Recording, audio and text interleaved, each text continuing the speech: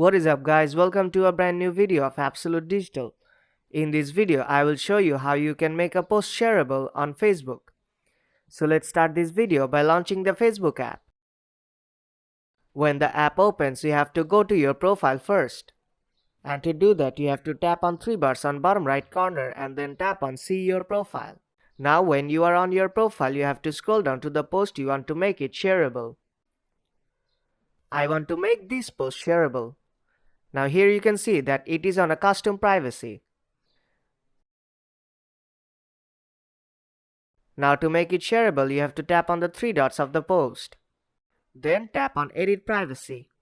Now you have to select Public and then tap Done on top right corner. And the privacy of this post will change. And from now on, anyone and everyone on Facebook will be able to share this post on their timeline. And that is how you can make a post shareable on Facebook. So if you find this video helpful, then do drop a like and make sure to subscribe for more tutorials. I will see you in the next one.